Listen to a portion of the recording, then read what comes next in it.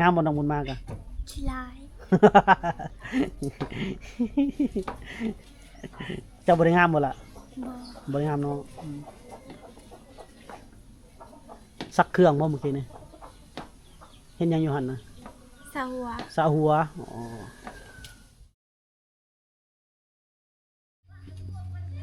สบายดีพ่อแม่พี่น้องเบิดสุขุสุขคนเด้อยินดีต้อนรับเข้าสู่ช่องบ่าวจอยเซโปนเส้นเก่าเส้นเคยเนาะพอๆกันมื้อนี้กับพี่ไรเด้อท่านผู้ชมมาทางเฮือนน้องวาดน้องบุญมาท่านผู้ชมเนาะมื้อนี้ว่าสิออกไปไกลแน่แต่ว่าบ่าวจอยปวดแข้งอย่าคือตะคริวมันตะคริวกินนี่แหละมันจะปวดมันนะเวลาย่างแล้วมันกระตุกกันนะท่านผู้ชมก็เลยบ่ไปไกลไปในดอกมื้อนี้ก็สิไปไกลๆเอาเนาะก็เลยมาหาเขาน้องวาดน้องบุญมาน้องแก้วลาเนาะท่านผู้ชมมาทางเฮือนเพิ่นนี่ล่ะ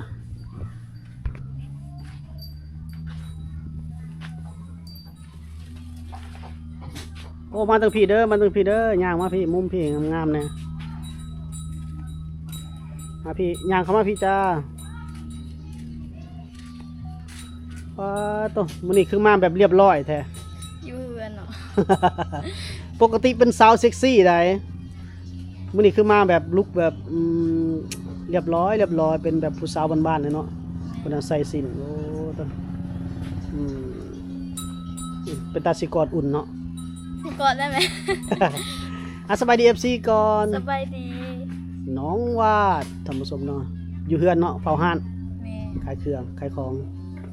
เฮ็ดงานพัก โอ้สิปลูกพักบ่มื้อนี้ แม่ จักโมงปลูก ประมาณ1 โมง 2 โมงนี่แหละ ปลูกพักยังล่ะ อันประกาศดอกกับสลัด สิหมดฝนแล้วเนาะ แม่ สิหมดฝนแล้วก็มาปลูกผักสวนครัวว่าซั่นซะเนาะปลูกผักไว้กินเอง แม่ ผักกาดผักหอมเลยเนาะ แม่ ประมาณนั้นแหละเนาะปลูกอยู่ดินอยู่ทางหลังนี่เนาะ แม่ บ่ได้ไปปลูกอยู่ฝั่งเซ่บ่ ปู ฝั่งเซ่ก็ปลูกเนาะอ๋อ กับเบิ่งนี่แหละคันว่ามีเหือกับไปทางคันว่าบ่มีก็เฮ็ดอยู่เฮือนนี่แหละ ทางพุ่นต้องได้ไปอันนั้นเนาะต้องได้ได้เหือไป ต้องได้เรือขามเซ่เนาะ นี่ เซโปนเฮานั่นล่ะบ่ยืมเรือเขาบ่ได้บ่เฮาไปบ่ เอาเขาก็ไปคือกัน เขาก็ไปกันเนาะ แม่น ก็เลยต้องมีเรือความเซ่กันบ่มีแล้วนุ่งเซ็กซี่บ่ได้เนาะต้องได้นุ่งไปเลยเนาะแต่แบบนี้แหล้วมันพอดีเป็นตะแพงเซ็กซี่หลายก็มันเบื่อเนาะมันแบบบ่น่าค้นหาปานใดนะกันว่าสั่นซะไปกันเป็นอ้ายได้ เสียงหัวพอได้หยอกน้องวาดนี่แหละท่านผู้ชมว่าช่วงนี้น้องเพิ่นก็ออกจากงานมาก็มาอยู่เฮือนเนาะ อยู่กันปลูกผัก บ่ได้หางานใหม่บ่ช่วงนี้ ยังหา โอ้จักสิหางานหยังเนาะอยู่บ้านเฮานี่โอ้ยงานยาก เปิด เลย งาน งานยาก เลิกงาน เงินเดือนน้อย แถวพุ่นแถวโรงงานต้มปลาแถวโรงงานแถวพุ่นก็เขาน้องอันนั้นไปเด้เขาน้องมอมไปอันนั้นก็บ่ถือกันกับเซฟกับพวกทำอาหารนะ เออ พวกทำอาหารน่ะเขาจะบ่ถือกันคนเวียดนะเขาให้กันนะเขาให้ว่าเขาใส่เอาแล้วอันนั้นก็เรากับบ่ม่วนอยู่ว่าซั่นซะบ่แฮปปี้ก็ออกแล้วก็ได้อยู่ได้เดือนหนึงหันเงินเดือน2 ล้านนะเฮ็ดทุกอย่างได้อันนั้นก็นับนอกจากเสิร์ฟแล้วก็คั่วหมูคั่วหยังน้ำเขาอีกแล้วทำทุกอย่างขาสัตว์ยังก็ได้เฮ็ดน้ำแล้วสมมุติว่าเขาขาหมูขาหยังเขาก็ได้ไปจับไปอูบน้ำหั่นนะประมาณนั้นนะก็เลย เราก็อยู่ได้แต่เดือนเดียวแล้วก็ออกจริงๆน้องมอมเนี่ยเราคนสู่งานอยู่แล้วแต่ว่างานนั้นพอสู่ได้แต่ว่าทางเซฟนะเขาให้เขาด่านะ เออ เราก็อยู่บ่ได้เราก็ออกคือกันอันนั้นก็มันยังนี่น้องวาดเนี่ย เข้า ฮะขึ้นเขายัง เข้านั่นเด้เขายังก็เอิ้นน่ะ เขาก แม่นเขาก็ ำอ๋อ ข้าวกำข้าวดำเอามาได้ใส่ล่ะ ซื้อเอา โอ้เอามาขายบ่นี่ ซื้อ บ่อันนี้เอามาขายบ่มาหอยไปเนี่ย ซื้อปะนั่นแหละ โอ้ซื้อมาไว้ อืม กะย่านว่าเฮ็ดหอยทงขาย ซื้อๆน่ะอยู่ตลาดก็มี ขายเท่าไหร่นี่นะ เปิดเมสซื้อละทงหนึง 2,000บ่ เออมาเฮ็ดข้าวหลามบ่ แม่ โอ้มีหยังตำกินมื้อนี่ ข้าวปุ้น กระปุ่นเอาตำกินบ่ กิน กินตำโอ้ขนมบุญมาไปทางใดเด้มื้อนี้บ่ลงมานำเนาะมื้อนี้บ่อยากเข้ากล้องไอ้จอยนำมื้อนี้เนาะตายแล้วมีแต่น้องวาดผู้เดียว บุญมาแก้วหลาบ่ลงมาเข้าคลิปนำเลยบ่ ลงมันมาบ่เผ็ดเลยเด้อ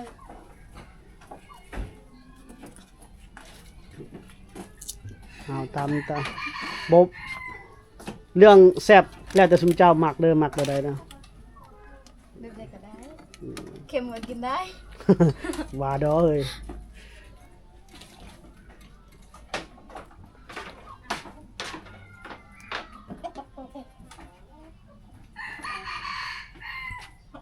เฮ็ดแซ่บๆเพื่อจักคน3คนเฮาบ่ สา โอ้ไผวะเนาะปรากฏเข้ามาในหน้ากล้องเฮานี่ ยิ้ม ผู้ใด หวานๆนะก็ สบายดี FC นี่ล่ะ สบายดี น้องบุญมาคนสวยย่างมาพี่แน่ย่างมาพี่แน่ร้อยเฮ้ยสมาเป็นตาแพงซะเนาะ เอาเผ็ดบ่ บ่เผ็ดปานใดก็ได้มื้อนี้ไปเวียกมาแล้วบ่ ไปแล้ว ไปแล้วไปแต่เช้า เด้อ บ่ได้ไปทางใดต่อบ่มื้อนี้อืมน้องบุญมานี่เป็นตาแพงนี่น้องบุญมานี่ท่านผู้ชมมั้ยนุ่งสิ้นอีกเนาะพากันนุ่งสิ้นมาเทือนเนี่ยบัดนี้แหละ เอ้ยพานุ่งสิ้น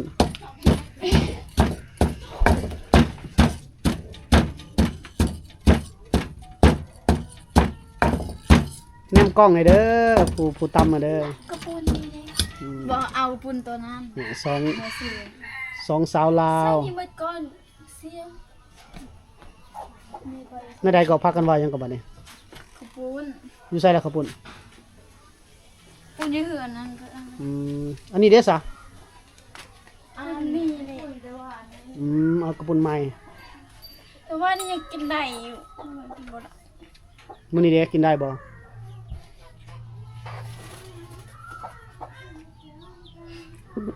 ไปขึ้นเอาเลย ผู้ใดสิขึ้นเอา ขึ้นเอาขึ้นมา อืม จานมันลงมาเลยเด้อ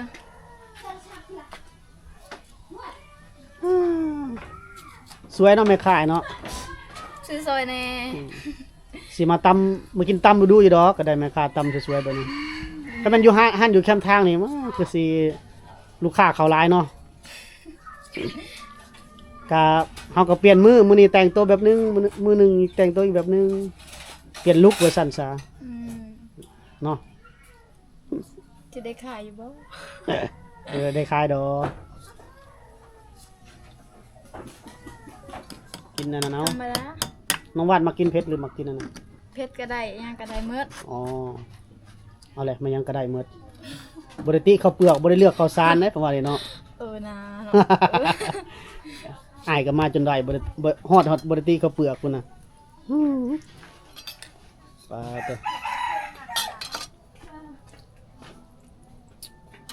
คือสิแซ่บเนาะ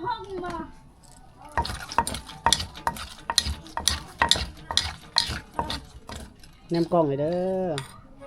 ม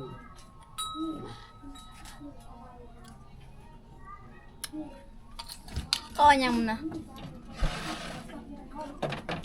ตำหงให้เขา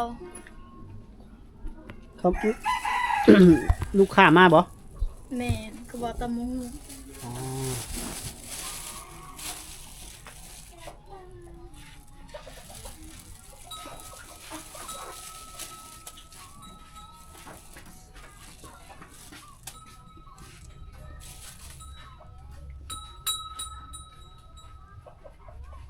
ใส่ลายบ่ตำลายบ่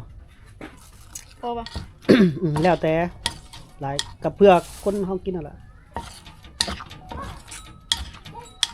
ตำให้แซ่บๆเด้อตำให้แซ่บๆเด้อ บ่แซ่บก็กิน ใส่เป็นหน่วยหลายเด้อแซ่บเองเนาะ ตีนา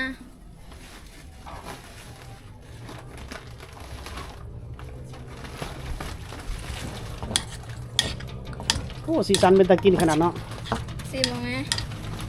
บอกให้เจ้ากินก่อนน้องวาดว่าแซ่บอ้ายก็ว่าแซ่บล่ะซิมหันหน้าเข้ากล้องให้ได้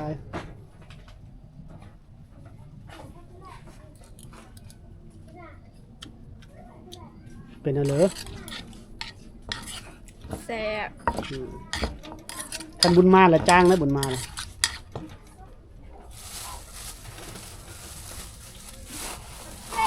แล้วเนาะบัดนี้เนาะ แล้ว มีแนวกลับมีแนวนั้นอยู่บ่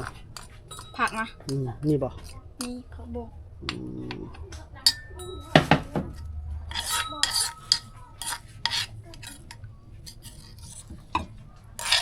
ว้าสีสันเป็นตะกินหลาย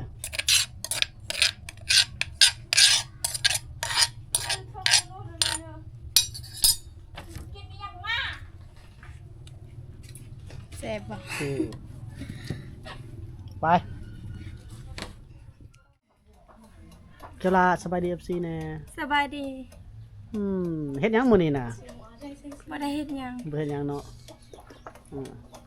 ว่าจะอยู่ครบหน้าครบตาหมดได้สาวบ้านนี้มีแต่ผู้งามๆ FC แม่นบ่น้องบุญมา แม่น งามบ่น้องบุญมากะ ชิลาย เจ้าบ่ได้งามบ่ล่ะ บ่ บ่ได้งามเนาะซักเครื่องบ่เมื่อกี้นี่เห็นหยังอยู่หั่นน่ะ สะหัว สาวหัวอยู่ครบหน้าพร้อมตาแล้วช่วงนี้เพิ่นบ่ได้เฮ็ดงานเด้กินตำบักหุ่งนะจักหน่อยมันสิถ่ายเครื่องเด้ สวยคนละแบบเพิ่นนี่มักซุบซิบเด้อน้องบุญมาเนี่ยซุบซิบเพิ่นเด้อ โฮมเงินเด้อจะหน่อยบุญส่งเฮือได้ มาเริ่มกินส้มกัน 78บุญอยู่ไส นำกันเด้อ แม่นซะบ่ ที่78 ออกพรรษาอยู่ไสยังบ่ได้ฮอดติบุญส่งเฮือบ้านเฮามันเดือนฮู้แล้ว10นั่นงานติงานน่ะงานอันนั้นซื้องานออกพรรษาบ่แม่นงานแข่งเรือ คือเห็นข้าวโพดอัน งานออกพรรษา เขาได้บอกว่าบุญออกพรรษาจักเลยเนาะ บ่แม่น มันจาง ฮะ เพิ่งรู้ว่าเกลือบ่ได้เย็น นานผู้หนึงเว้าผู้หนึงเด้อบัดนี้เด้อ เอากินทา เผ็ดก็บ่ได้เผ็ด เพิ่นตำ กินให้หมดก่อนที่บ่เผ็ด บัดเพิ่นตำมาเด้เนาะจาง ให้กินถ้วยหนึง พ่อได้เว้าหยอกกันเนาะน้องมันมาเนาะคอมเมนเตอร์ครับว่าคอมเมนต์ในคอมเมนต์แบบได้รับเลยได้คอมเมนต์ก็ สะบดโถยอันมาตินายินปากมันก็ได้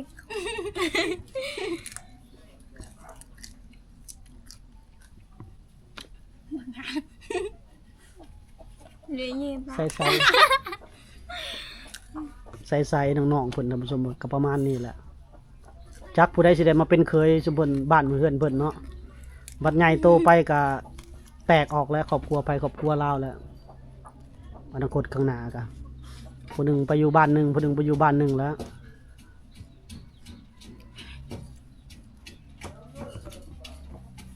ไปได้น้องบุญมาว่าได้ก็คอมเมนต์มาดูอันเอื้อวาดตำนะว่าได้ก็เมื่อกี้นี่จ้าง จัง เพชร เกลือบได้ยิน เกลือบ่ได้ยินเลย บ่ได้ยิน บ่เห็นเลย มาสูดน้ำดูกันละ แก้วลาเด้ มาสูดน้ แก้วลาเด้ ำพอดีแล้ว งานแท้ว่าไป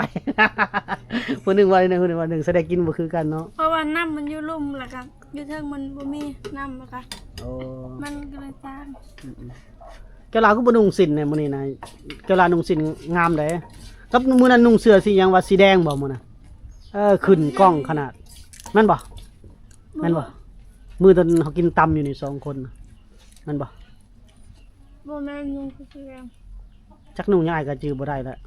ซื้อเสื้อสีแดงบ่หรือมันหยังนี่ล่ะ มันนั่นโตมัดผมขึ้นได้เนาะมัดผมขึ้นมันจังขึ้น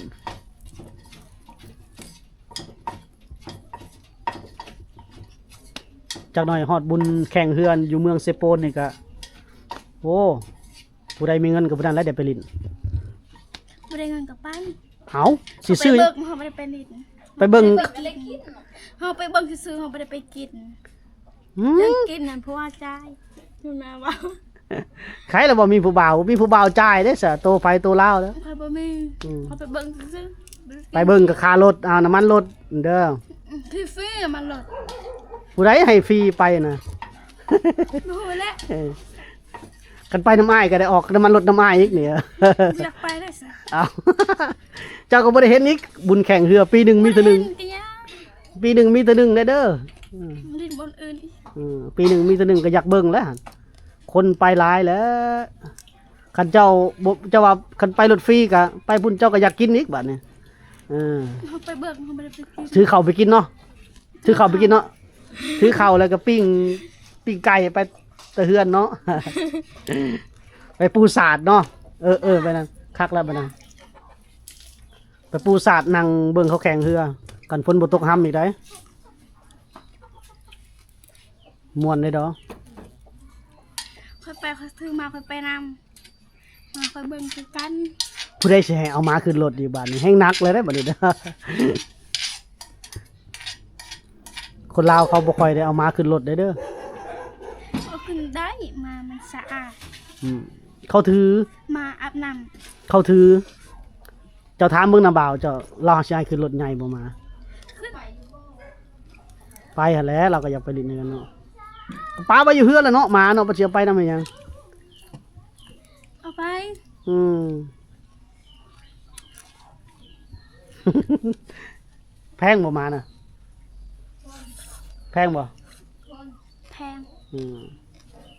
แพงสำไดแพงมาน่ะ แพงหลาย อืมซ้ำบ่แพงเจ้าของแพงมากับแพงตัวเองสำคัญบ่ ๆแพงมากกว่า อันใดตายโลดเจ้าต้องเลี้ยงดีๆเด้เขาว่าซั่นนะใส่อุ้มขึ้นเบิ่งดูหมาน่ะ เป๊ปซี่ ซื้อได้ก็ เป๊ปซี่ โอ้เพิ่นแพงเลยหมาเพิ่นแพงแฮงเนาะซื้อมาน่ะเป๊ปซี่อ๋ออยากไปใช้ก็อยากเอาไปน้ำบ่อ๋อ เป็นเพจตลาดกับแม่คู่มือ โอ้ระวังเด้อระวังรถระวังล่างเอาไปตลาดกับ กับจีดเอาไป โอ้เขาอยากได้เนาะงามได้หมานี่เนาะอาบน้ำให้อยู่บ่ อาบจะหน่อยก็อาบ สะยาสะหัวให้อ่า เสียบพนมน ฮะ ำเสียบพนม เสียบพัดลม ใส่น้ำยาปลาพนุ่ม ได้ เอามันสิถือกันเอาน้ำยาปลาพนุ่มกับมาบ่ ทึกมันเข้าเลย เว้าไปละ มีคน บาตัวเฮานั่งอยู่นี่โดนแล้วยังบ่แล้วบ่แม่ค้า แล้ว มาได้มากินนะ อันนี้จับมาแล้วไปล้างมือก่อนอันนี้ ผู้ใหญ่ อิ่มแล้ว จิตมาตาโอ้ยชอบ อืม เออ กินไหมบ่จ๊ะ เอาเดี๋ยวใดกินยังเอาไปกินกันโอ้ยเพื่อเอื้อยเพิ่นเขามากินนี่พอแห้งแล้วเนาะ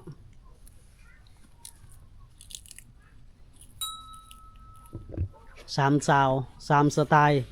สามมุมสี่สาวไปแล้วเนาะตีนาไปทางใดแล้วโอ้ตีนาบ่มาเข้ากล้องน้ำนมวันนี้เนาะ พูนผู้ว่าโต โอ้ เออ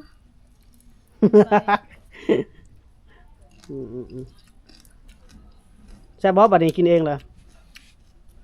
แซ่บกินเอง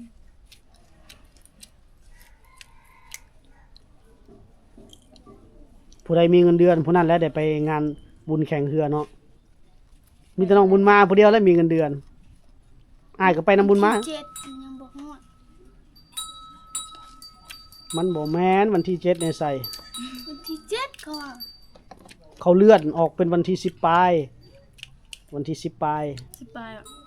พายุเข้ามาเด้ อืม วันที่ มันยังบ่ฮอด 10อ้ายสิไปน้ำเจ้าได้เจ้าได้เงินเดือน แดดนี่สิไปได้นะมันยังบ่ฮอด ให้อ้ายไปนำบ่เจ้าได้เงินเดือนเด้ มันยังบ่ได้ เอ้าก็จักหน่อยก็ได้แหละเบิกล่วงหน้า บ่อยากเบิก สมมุติว่าวันที่17เนาะงานบุญแข่งเรือนี่เบิกล่วงหน้าเพิ่นได้บ่ บ่ได้ เบิกจัก500,000หรือล้านหนึงได้บ่ เบิก50,000 เย้ย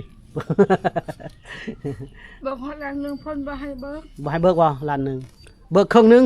สมมุติว่าเงินเดือนเฮาล้าน3เฮาเบิก600,000ก่อนหรือว่า500,000เด้อเดี๋ยวอ้ายสิไปนำ บ่ อ้ายก็สิเจ้าได้เงินแล้วอ้ายสิเอาขึ้นรถนำดอกสองคนนี่บ่มีเงินเดือนสองคนนี่ บ่มีเงินแล้วเนาะ บ่ได้ไปสองคนนี่ อยู่เฮือนบ่ไป บ่มีเงินเดือน ทางน้ำมาอันขนมมากิน เอาเบิ่งไลฟ์สดทางโทรศัพท์ก็ได้แหละเฮ้ยยากเนาะบ่มีเงินเดือนบ่สามารถกุมตัวเองได้เด้น้องมาเนาะบุญมาไปบ่กับไม้ บ่ ฮะ บ่ เอาแล้วบ่ไปนั่นนะปฏิเสธไว้แต่ ปฏิเสธแบบบ่มีเยื่อใยเลยได้ปฏิเสธนี่ตรงๆเลยเนาะอืม บ่ได้ไป อยู่เฮือน ทางเอื้อยเขียวตาเขียวใส่เลยตาสังกะปั้นนั่นเลยครับอยู่กับน้องๆเพิ่นนี่แหละทำสมเนาะบ่จอย เก็บ กัน เงินเอาไว้จัดวันเกิด ฮะ เก็บเงินเอาไว้จัดวันเกิด เอาอีกแล้วบ้านนี้วันเกิดก็อยากได้ บุญทรงเฮือก็อยากไป โอ้สะอายสิมากินน้ำอยู่ดอก พร้อมตูด ใกล้แล้วบ่แฮปปี้เบิร์ธเดย์ใกล้แล้วบ่เดือนนี้แล้วเนาะ วันที่ยัง ตายแล้ว วันที่ยัง วันที่ยังเกาะแฮปปี้เบิร์ธเดย์น่ะวันที่ ที่15 วันที่15เงินเดือนบ่ออกซ้ำเนาะเบิกล่วงหน้ามาจัดงานวันเกิดเอง ออกวันที่14 ฮะ เดินออกวันที่14 14เงินเดือนออก15จัดงานเลย ได้ บ่จัดบ่ได้บ่ล่ะ อยากจัด ฮะ อยากจัด อยากจัดเนาะใส่งบหลายบ่ได้จัดนะ 500,000 มันสิพอบ่500,000เค้กก้อนหนึงก็100,000 200,000แหละ ซื้อเค้ก200,000แล้วก็แล้ว เค้ก พอจะเค้ก เค้กเอา กินแต่เค้ก เค้กเอาจากก้อนเค้กนะ ก่อนหนึ่ง ก้อนหนึงใส่ชื่อว่า มันมา บุญมาเอาบักแก้วลายได้ซะ แม่ใส่เสื้ออุ่น คืออุ่น ซื้ออุ่น ซื้อแท้ซื้ออุ่นบ่แม่นใช่บ่ เงินมา อะไรก็ เงินมา อันยังยนต์มา ทำให้แม่ว่าเงินมานางเงินมาซื้อมันไอ้บุญมาและพรมักเลยเงินมาอีแม่น่ะเงินมาตาใหญ่ บ่แล้วเอาบุญมาเลยใส่บุญมาเลย บอกให้ซื้ออุ่น น้องอุ่นเอาล่ะว่าไปโอ้น้องอุ่นในสมุนครัวกับน้องอุ่นบ่ใส่ซื้ออุ่นบ่ อุ่นมา อ๋อแน่อ๋ออยากใส่ชลินเนาะน้องอุ่นงบ500,000ซื้อเค้กก้อนหนึงเนาะ คนนึง ใส่ซื้ออุ่นมาบัดแก้วลายได้ซะ มันบ่มียาม โอ้ยเฮ็ด ถ้าตู้ซื้อก็ซื้อเศษส่วน2แสนก็ อ๋อ แล้ว เฮ็ดเสสวนเนาะเฮ็ดเสสวนเหมาะ ถ้าตู้ซื้อ แกลาว่าถ่ายตูดกินน้ำก็พอเลยเนาะบ่ได้ออกจากกีบเด้ถ่ากินอย่างเดียวได้นี่ได้พวกนี้เนาะ เขาจัดเองเขาต้องเป็นคนเสีย เฮาอยากจัดเด้ เขามีเงินกินซื้อ ให้ก็พอได้มีดอก10,000 10ผู้แขนจัก10 20,000นี่ก็พอแล้วอะเด้อกินเนี่ยจนเมาจนนะเบียร์มีบ่ บ่มี ไปหาเหล้าขาวมาเด้อเสยเด้อ กินแต่ซื้อส่วนแล้วก็แล้ว โอ้บ่มีงานนี่บ่มีเมาเนาะอืม อยู่กับเด้บ่จัดบ่ได้เนาะบ่จัดบ่ได้เนาะ ซ้ำบ่เพิ่นเฮ็ดบ่จัดแต่เกิดมายังบ่เคยจัดจักเทื่อ ยังบ่ได้เคยจัดงานวันเกิดจักเทื่อเป็นบ่แล้วอยากจัดเนาะ ได้ น้องว่าได้จัดจักเทื่อแหละ บ่เคยจัด อืม เดี๋ยวมื้อนั้นเพิ่นจับเพิ่นชื่อแท็กอันนั้นแม่ช็อต นี่ครับเจ้าแม่ สีเบิกก่อนและหาแสนเนาะไปจัดงานวันเกิดเนาะจัดงานวันเกิดแล้วบ่ได้ไปลิ้นบุญแข่งเรือ โอ้ยเป็นดียา บ่ได้ไปลิ้นแล้ว ยินใจจังจอจ้าจ้า มายังไม่เท่า มาเล่น โอ้โดย แพ้นั่นมันแบบนี้เลยทานมันจะผิวนั่นมันก็ตุ้มมันเป็นไปคืนนี่ อยู่เป็นทางอื่นไหม เดี๋ยวพงสนากันได้น้ำกอดอัดแห้ง ใส่ซิน เอาล่ะท่านผู้ชมเฮาก็สิขอจบคลิปไว้สำนี้ก่อนเนาะมาลิ้นนำน้องๆเพิ่นเนาะ ชื่อ มาลิ้นนำน้องๆเพิ่นก็สิได้จบก่อนแล้วก็และมื้อหน้าจังเข้ามาอีกเนาะสำหรับคลิปวิดีโอนี้ก็บ่จอยสิขอจบไว้สำนี้ก่อนมื้อหน้าจะมาพบกันใหม่เนาะสำหรับ EP นี้บ่จอยขอจบสำนี้กันเด้อสบายดีล่ะ สบายดีสบายดีสบายดี บ๊ายบาย เสียง